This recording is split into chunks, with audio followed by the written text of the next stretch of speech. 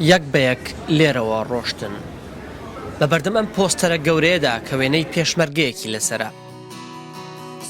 سەدان مەسیحی ئەمریکا ئەم شەوی یەکشەمەیەیان تەرخان کردووە تا نزا بۆ گەلی کورد بکەن.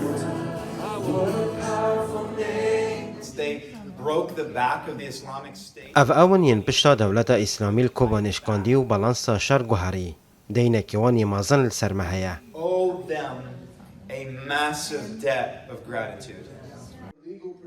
جگە لە کریستیان شوێنکەوتوان یاینەکانی دیکە لێرە ئامادەن.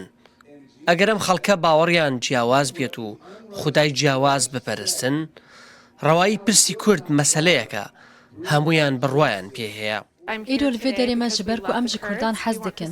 Em dixwazin piştevaniya wan bikin. Çi ji destê me bê em ê bikin. Bi baweriya me duakirin biheztirîn rêk e. Bi baweriya me duakirin biheztirîn rêk e heya ku Xweda heza xwe bicê bike. بۆنەکە لەلایەن ڕێکخراوێکی ئاینی ناسراوەوە بە ناوی هاوپەیمانەتی سنووری نێودەوڵەتی ڕێکخرابوو. ژمارەی ئەوانەی لێرەدا کۆبوونەتەوە و نزا بۆ کوردانی ڕۆژاوای کوردستانەکەن سەدان کەس تێدەپەڕێنێت و لەم بانەرەی پشتەوەی من چەندانەیەکیان داناوە کە دەڵێت لەگەڵ کوردی ئێران، عێراق و تورکیا و سووریا داین. هەندێک لامەدەبوان دۆستایەتیان لەگەڵ گەلی کورد لە شەڕی دژی داعش کۆنترا. We have been friends of Kurds ji sala 2011 ve em dostên Kurdan e. Em bi hevalekî re çûne Amedê heya wekî xwebex dersê îngilîzî bibêjin. Me gelek Kurd li wê derê dîtin ku gelek dîlovan û dilvekirî ne. Me yekser ji xwe re pirs kir çima xelq ji van re dibêje terorîst.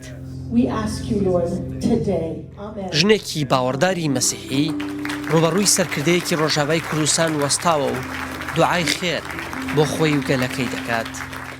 لقادên şer de li beramber Daeş û li beramber êrişan em nebixene xwe. Em dizanin gelê Emerîkî gelmeyin.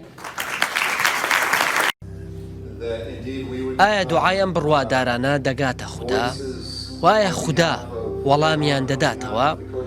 نازانین. بەڵام ئەوەی لێی دڵنیاینەوەیە حکوومەتی ترامپ گوێ بۆ ئەم ئەمریکیە بڕوادارانە دەگرێت.